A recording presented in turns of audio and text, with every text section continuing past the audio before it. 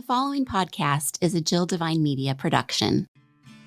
Christianity has become known for judgy people, strange words, ancient stories, confusing rules, and a members-only mindset. This is why I stayed away from the church for so long, but it's not supposed to be that way. I'm Jill Divine, a former radio personality with 3 tattoos, a love for a good tequila, and who's never read the entire Bible. Yet, here I am hosting a podcast about faith. The Normal Goes a Long Way podcast is your home for real conversations with real people using real language about how faith and real life intersect. Welcome to the conversation. Welcoming my old friend back to the podcast, Laura Fleetwood. It's been a little bit. It has. It feels good to be here. You have been doing some busy stuff, which we're going to get into. Let's get into it right now because you are about to be called Dr. Fleetwood. I know.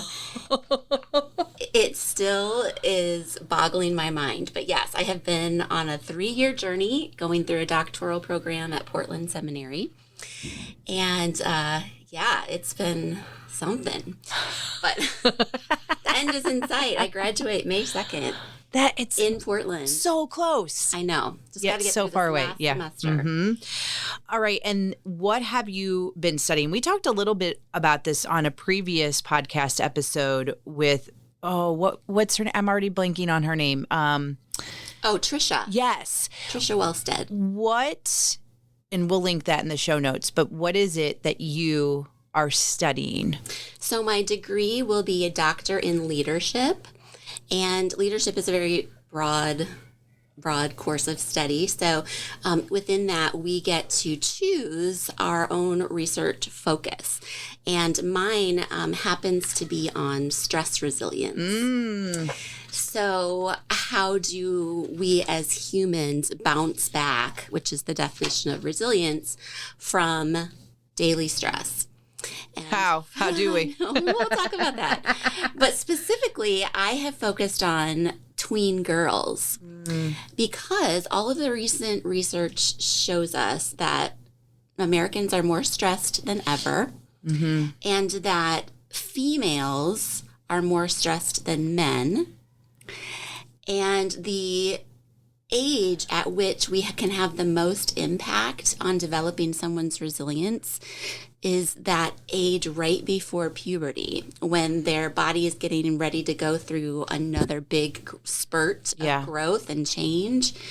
And so that's where I've been putting my focus is on how moms and girls together can learn how to bounce back from stress in a healthy way. So the idea is that instead of waiting for it to get to a problem where there's an anxiety diagnosis or a depression diagnosis, that we can, on the front end, teach these resilience skills, because resilience can be learned.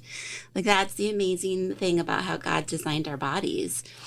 So we have a huge opportunity to make an impact if we can teach these skills early on. And even we can learn them later. But it's like, gosh, if we could just save these girls from all of the mental health struggles that, research is showing us that they're encountering, that would be... Yes. Sign me up. That's my heart. So, that's what I've been researching for 2.5 years now, and developing a workshop that moms and daughters attend together to hopefully make a huge difference in how we walk through this world.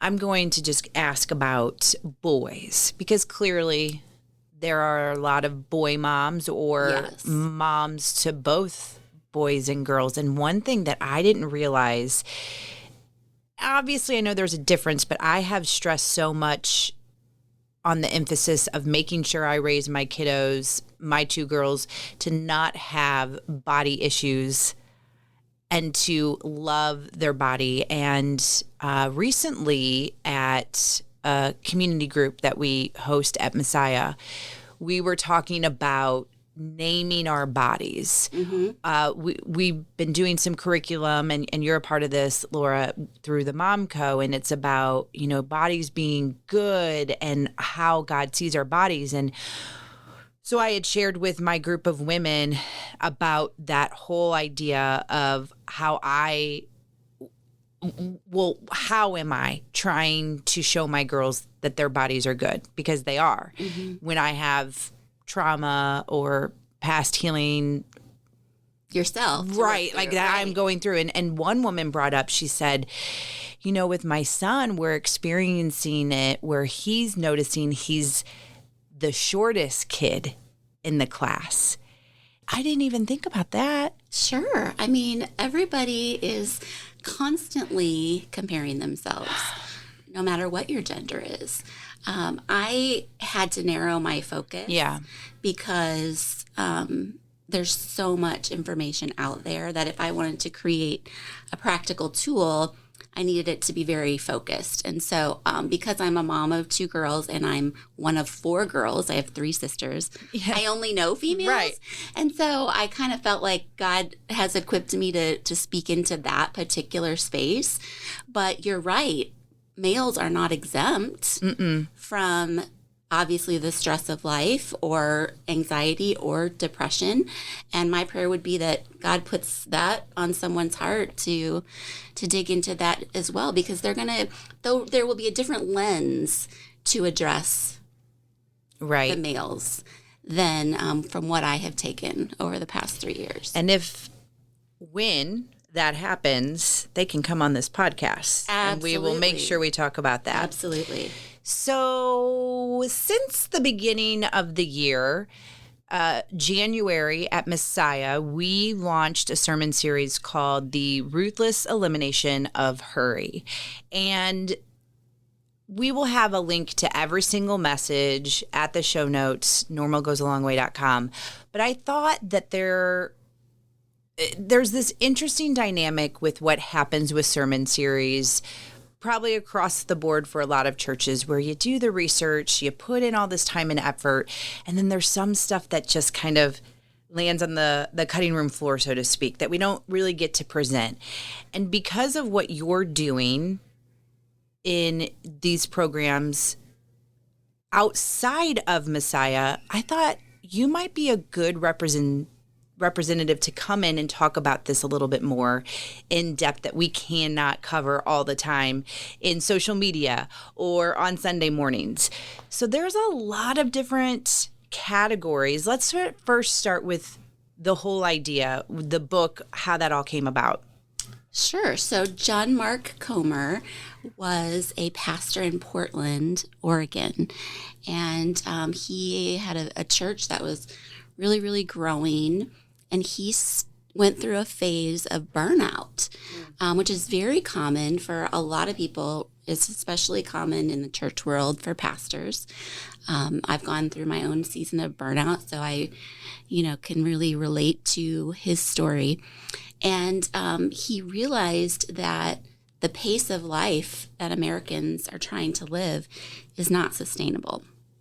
And so he experienced that in his own life. And the result of that was this book, The Ruthless Elimination of Hurry. And he covers, 5 or 6 spiritual practices that he has incorporated into his life that help him not get back into that hurried pace of life. And there's a quote that I love by Ann Voskamp that hit me when I was going through my similar struggle with burnout. She says, "Life is not an emergency." And when you hear that statement, for me, I think, you're right. Like, God did not create life for it to be lived as though we were in an ambulance running to put out one fire and another fire. And yet that's how we're living our lives. Like, we're not really living them. We're just kind of surviving. We're just kind of going through the motions because we're so busy. And, just having come back from Europe, I can attest that it is an American thing. Like, when you're over there, it is not the same. People are leisurely. And of course, I was there as a tourist, but you just don't get the same sense of like stress that you get over here. More people don't have cars, public transportation is a thing. So you have like time to breathe in between when you're getting from here to there. And there's much more of a focus on meals and food and time together talking and telling stories and enjoying a good drink. And it's just really interesting. And I could go into the history of why, the U.S. is like we are, but that is probably beyond this this podcast.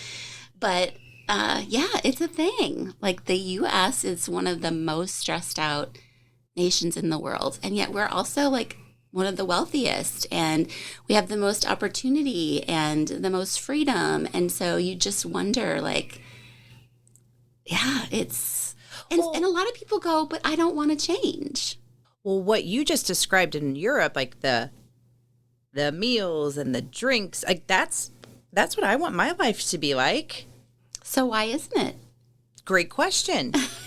You get to choose how you make up your life. We get to choose. There's so many things that you think about that you're taught growing up.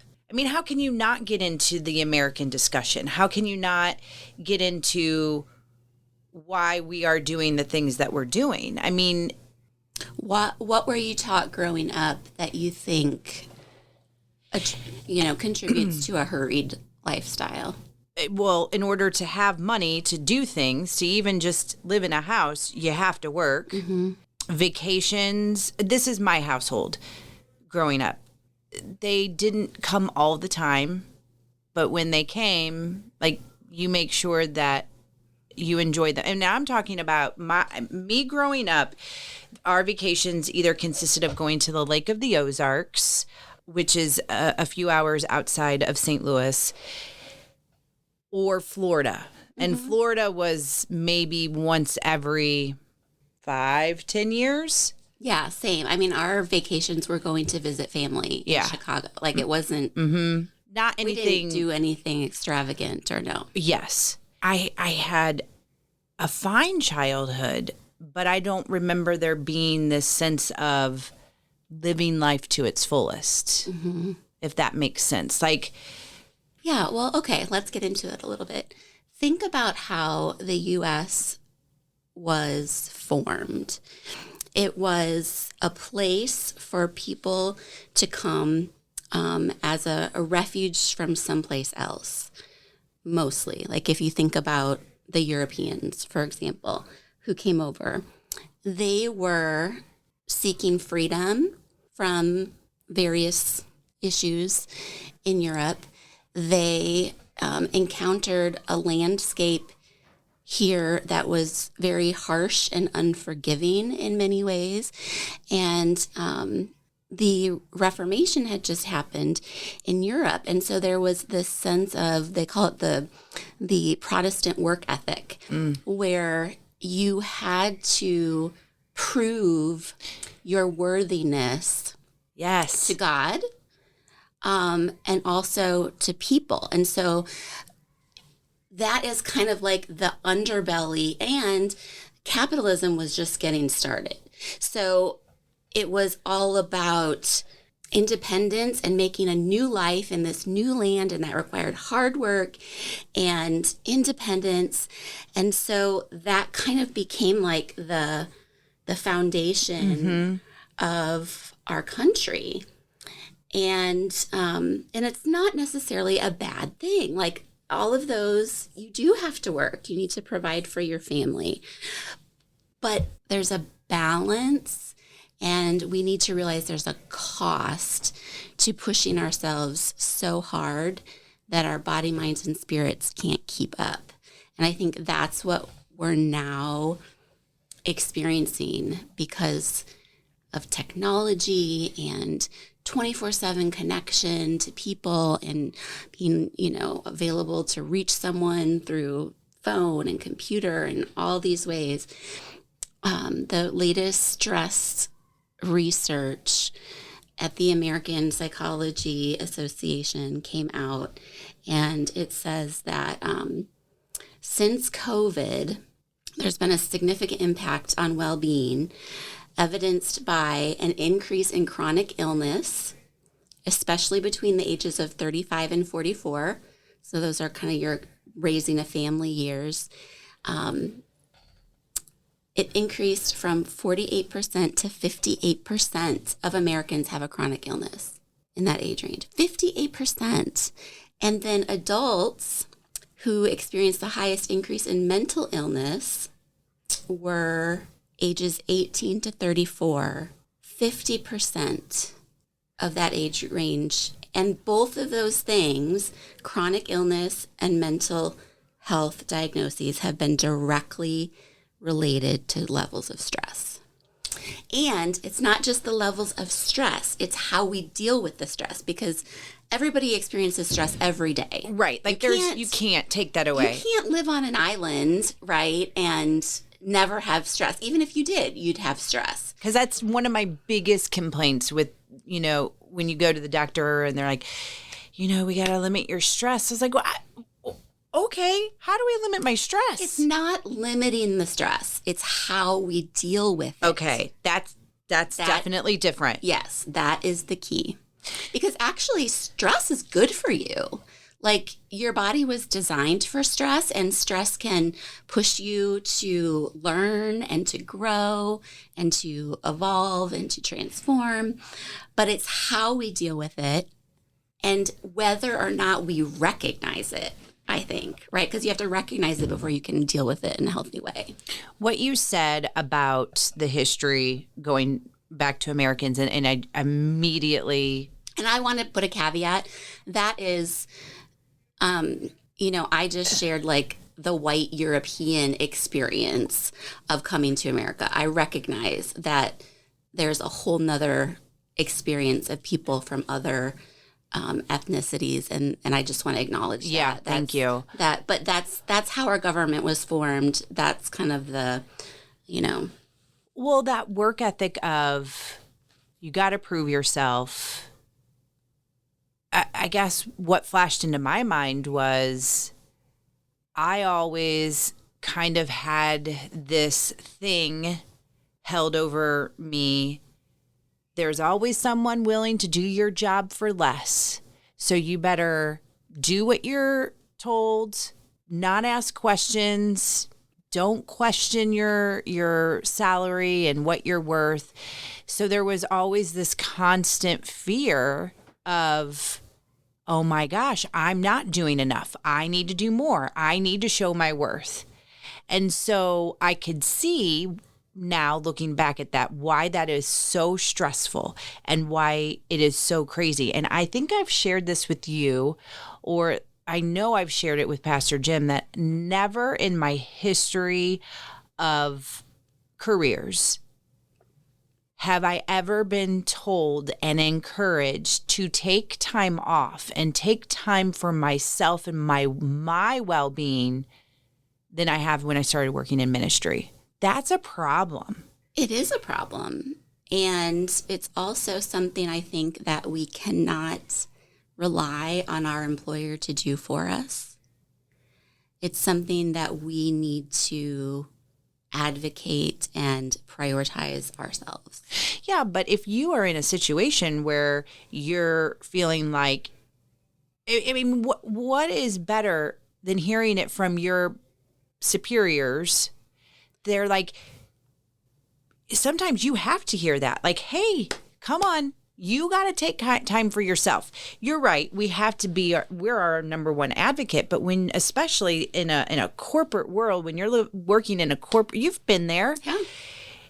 If you hear that from your boss, you're like, wow, they care about me. When you don't, you just feel like, oh, I got to get this stuff done. And if I'm gone, there were several times that when I would take a vacation, I'm like, oh my gosh, what's going to happen when I come back? Because that would happen sometimes. You're like, oh, don't take a vacation because you get replaced. That's an awful way to live. Yes. So now my question, though, is I feel like we're starting to learn all of these different things to help. And you have a generation or two above us that are like, oh, hippies, woke, they don't, tough it out. What do you say to that? I would ask them to consider, because they're probably retired, right?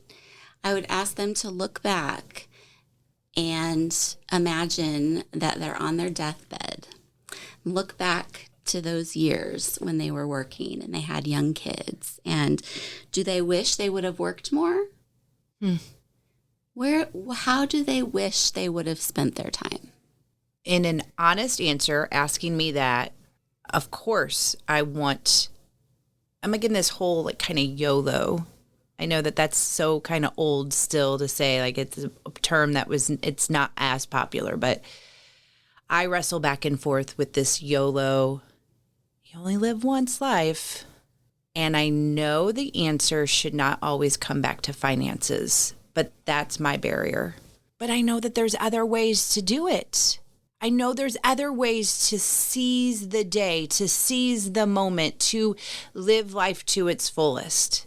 And, I just need to put this caveat out there, because just because I've been researching this topic does not mean that I have it all working in my own life. Like, I just went through another little stint of burnout over the past few months. So I'm not coming to this as like the one who has her life all perfectly put together, but as somebody who struggles with it, because my body lets me know when I'm stressed in very hard ways.